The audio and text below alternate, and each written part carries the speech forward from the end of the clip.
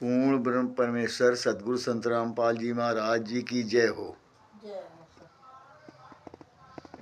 मेरे इष्टदेव आराध्य संकट मोचन पूर्ण ब्रह्म परमात्मा बंदी छोड़ परमेश्वर कबीर साहब जी की जय हो। बारंबार सत कोट कोट करूँ शंखोबार दंडाकार प्रणाम है। शंखोबार दंडाकार प्रणाम, दंडाकार प्रणाम है।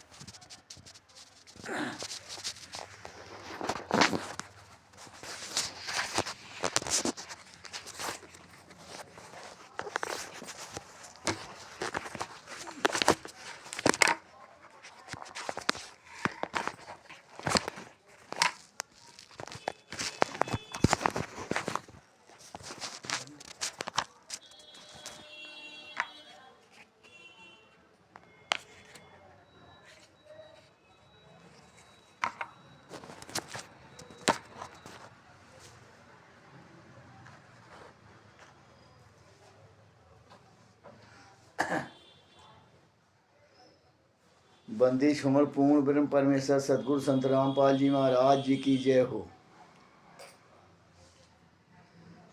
इष्टदेव आराध्य संकट मोचन पूर्ण ब्रह्म परमात्मा बंदी छोड़ परमेश्वर कबीर साहब जी की जय हो। बारंबार सत कोट कोट करूँगा शास्त्रों शंखोवा दंडाकार खोवा दंडाकार प्रणाम है। शंखोवा दंडाकार प्रणाम है।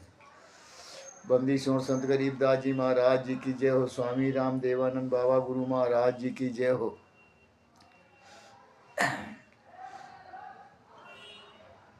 बंदी छोड़ पूर्ण ब्रह्म परमेश्वर सदगुरु संत रामपाल जी महाराज जी के रूप में मेरे देवाराध्य शंकर ब्रह्म परमात्मा बंदी छोड़ परमेश्वर कबीर साहब जी की जय हो। हे सभी भगत भाइयों और बहनों को सत साहेब, सारे समस्त जगत को राम राम।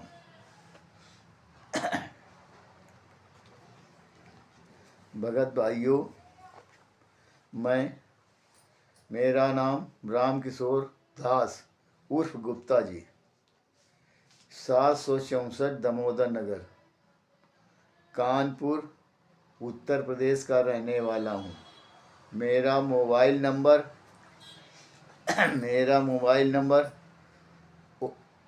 99 19 69 48 15 है। और सभी भक्त भाइयों से निवेदन है कि वीडियो को लाइक, सब्सक्राइब और कमेंट करना ना भूलें। चाहे मेरा वीडियो हो चाहे किसी का वीडियो हो, हर एक भगत वीडियो को लाइक करें, सब्सक्राइब करें और कमेंट जरूर करें। सत साहिब। भगत भाइयों और जगत भाई, ये अमृत ज्ञान अमृत एवं षड्यंत्र का विष पुस्तक है। इस पुस्तक को सद्गुरुदेव संत रामपाल जी महाराज जी के कृपा से, परमात्मा की कृपा से ये पुस्तक इंग्लिश में कोर्ट से जजमेंट की फाइल आई और इसके बाद हमारे शशभूषण दास सासाराम बिहार रोहतास जिला के प्रदेश बिहार के हाई कोर्ट के सीनियर एडवोकेट शशभूषण दास जी को परमात्मा की कृपा हुई तो उन्होंने इंग्लिश से हिंदी में कन्वर्ट किया और हिंदी उसमें कन्वर्ट करने में 8 महीने लगे और हिंदी में कन्वर्ट करके परमात्मा की कृपा से शशभूषण दास जी ने इस पुस्तक को इस पुस्तक के लेखक हमारे हाई कोर्ट के सीनियर एडवोकेट शशभूषण दास जी हैं। परमात्मा की कृपा हमारे शशभूषण दास पर हुई तो ये शशभूषण दास ने ये ज्ञान अमृत एवं षड्यंत्र का षड्यंत्र का विष नामक पुस्तक लिखी और इसका वहीं सासाराम बिहार रोहतास जिला में विमोचन भी हुआ। और इस पुस्तक को में छुड़ानी धाम से करौथा कांड 2006, 2009, 2013 तक का 13 और फिर बरवाला कांड का पूरा विवरण इस पुस्तक में है कि ये 430/2014 में जो केस में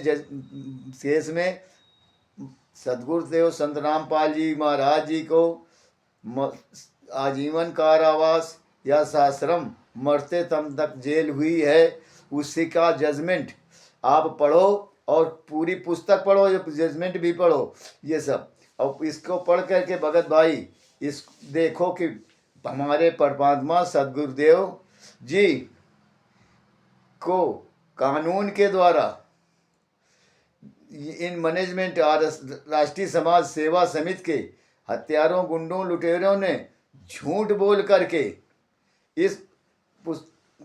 करके हमारे सदगुरुदेव जी के साश्रम मरते तब तक जेल करवाई है। और ये हमारे संत रामपाल जी महाराज जी के नाम से सारी दुनिया में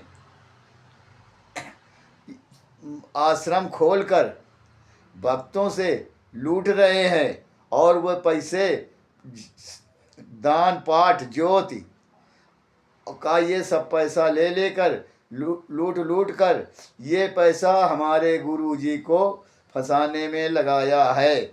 और वहाँ जेल में अगर मिलाई करने के लिए कैसे कोई जाएगा, कोई जा भी नहीं सकता, जाना भी चाहे तो वहाँ नहीं जाएगा। वहाँ उन लोगों को तुरंत खबर हो जाती है मैनेजमेंट वालों की को। तो क्यों होती है? क्योंकि ये कोर्ट और जेल पूरी खरीदे हुए हैं पैसों के दम पर। और भगत भाई जिसके पास ये पुस्तक न हो तो हमारे बिहार के सासाराम बिहार के सीनियर एडवोकेट दास शशभूषण दास जी, उनके यहाँ से किताब मंगाएं, नहीं तो आप मेरे नंबर पर कॉल करें और आपको ये ज्ञान अमृत एवं षड्यंत्र नामक विष का पुस्तक आपको प्राप्त होगी। सत साहिब जय बंदी छोड़ कोई। अब भगत भाइयों, आप लोगों को ये वीडियो छोटा सा बनाने जा रहे हैं। इसका पार्ट है करौथा कांड का पार्ट नंबर 14 और 2010 ईस्वी में राष्ट्रीय समाज सेवा समिति का RSS का गठन। आर समाजी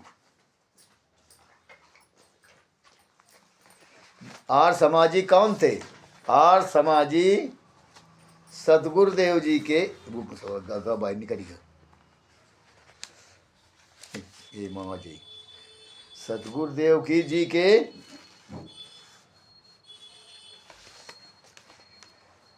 नाते रिश्तेदार, ममेरे, सुसेर, फुफेरे, ये सब आर समाजी कौन थे? यही नाते रिश्तेदार, भाई बंधु और ये सब जितने थे ये सब आर समाजी थे। और आर समाजी का बाहर के कोई थोड़ा थे।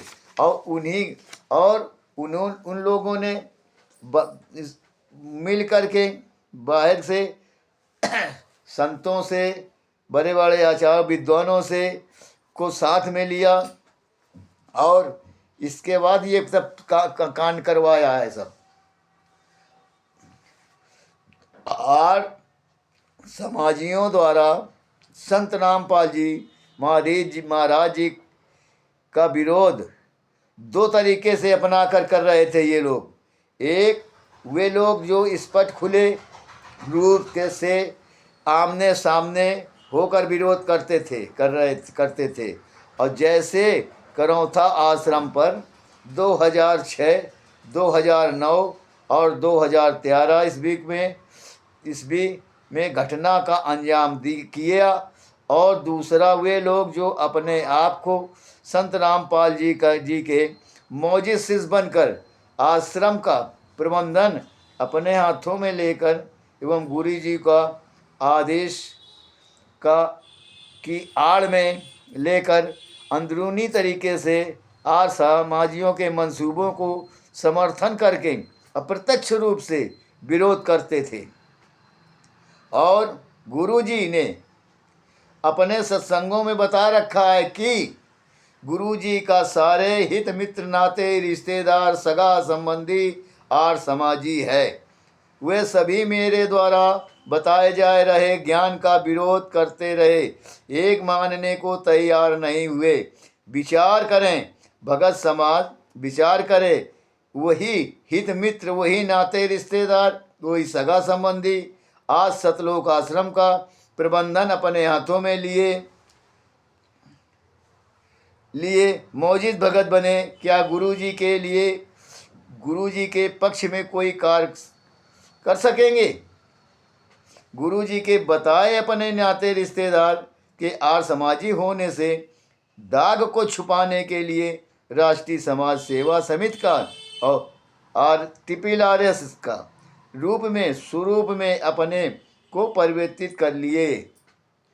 अब इस स्वरूप में परिवर्तित करने के लिए ऐसे लोग भक्तों को बुलाकर दिनांक 14/8/2010 को रोहतक मानसरोवर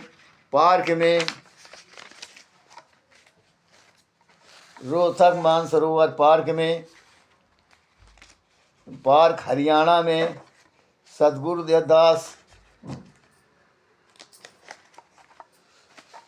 जी रामपाल जी महाराज जी के बिना जानकारी के समिति का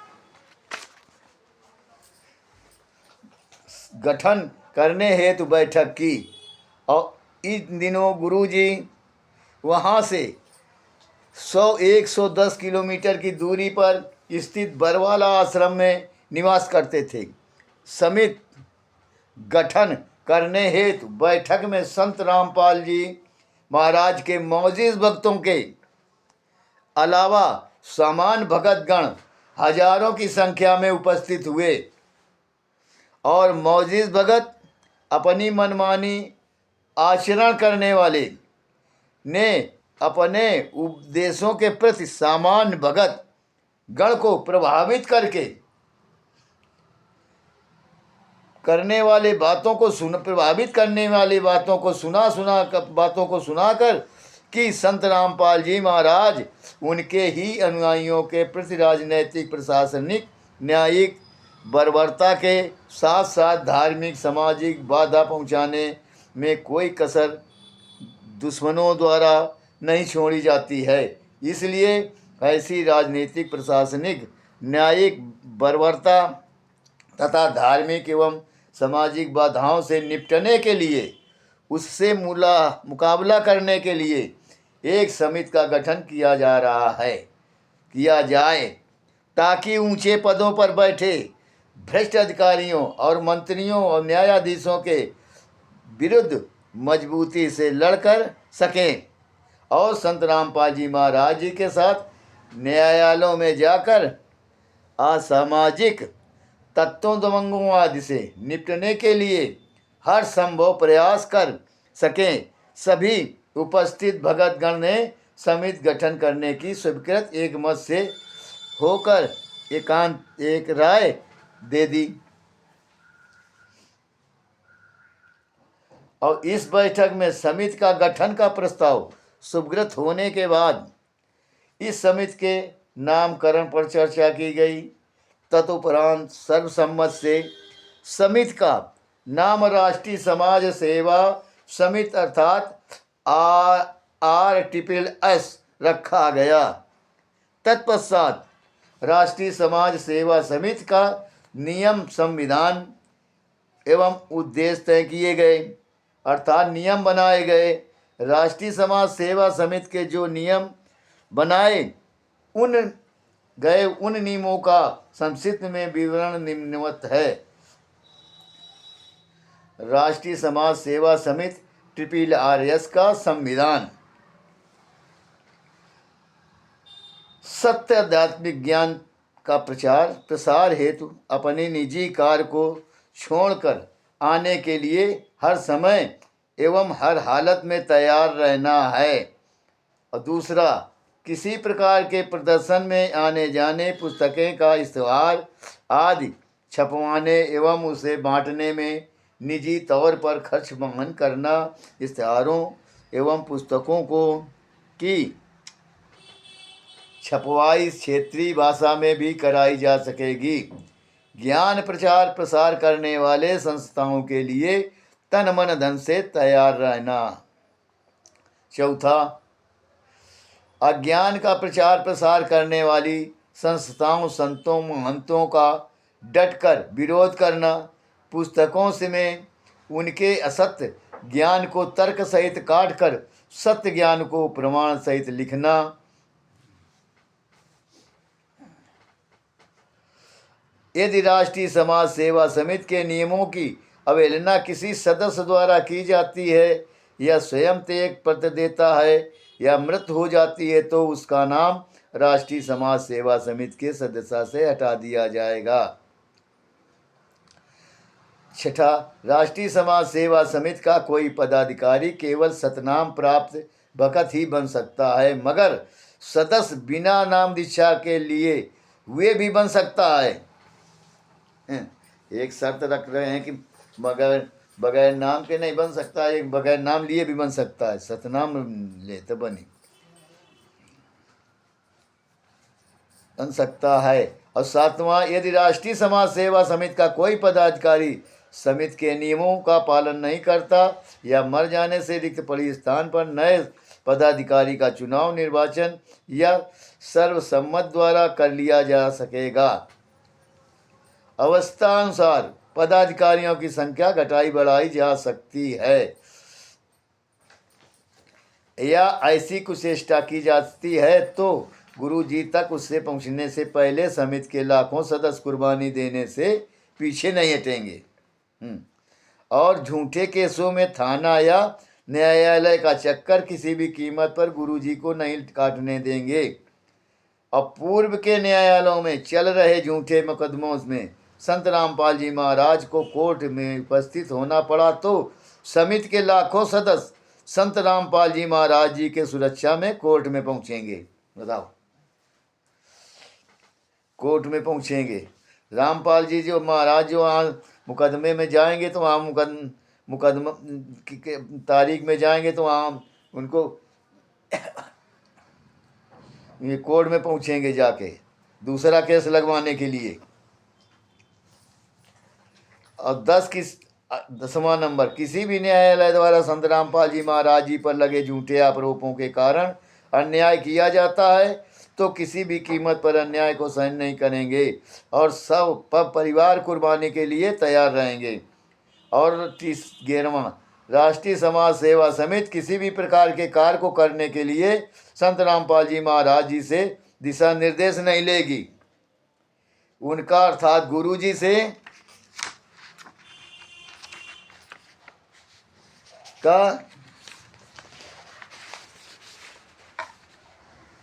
गुरुजी का कार्य केवल सदग्रंथों का अध्ययन करना या सत्संग प्रवचन करना तथा आने वाले लोगों को नाम दीक्षा देने का ही रहेगा।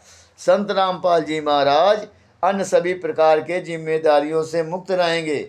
राष्ट्रीय समाज सेवा समिति के धार्मिक एवं गैर राजनीतिक हैं तथा हरियाणा से बनी खापों जाति एवं गोत्रीय पंचायतों के समान है जो आंदोलित होकर सामूहिक समस्याओं को निदान करवाती है, जिसका कोई रजिस्ट्रेशन करवाना आवश्यक नहीं होता है।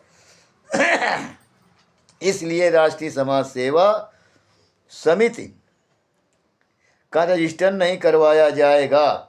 इस प्रकार समिति का गठन कर एवं नियम संविधान बनाकर इस समिति के कार्यों को सुचारू रूप से चलाने के लिए सर्वसम्मत से पदाधिकारियों का चयन किया गया। चयन किए गए पदाधिकारियों का नाम पता निम्नवत है, जो आगे के वीडियो में बताया जाएगा। सत्साइल और ये सब नियम बने गुरु जी के ना जानकारी में ये सब नियम बनाए गए, और जो भगत लोग थे वो मैनेजमेंट जो तय कमेटी में रखे गए, और जो भगत भी आए थे उन भक्तों ने भी नहीं मन में सोचा कि गुरु जी तो यहाँ है नहीं, ये अपने आप से सब नियम बना रहे हैं। गुरु जी का केवल इतना ही काम है कि केवल सत्संग करें, नाम दीक्षा दें, और इनका कोई काम नहीं है। बाकी जो काम होवे जो करें तो ये सब राष्ट्रीय समाज सेवा समिति के ही लोग करें। गुरु जी से मतलब नहीं, चाहे गुरु जी को खुद फंसावें चाहे जो करें। सत्साहेब।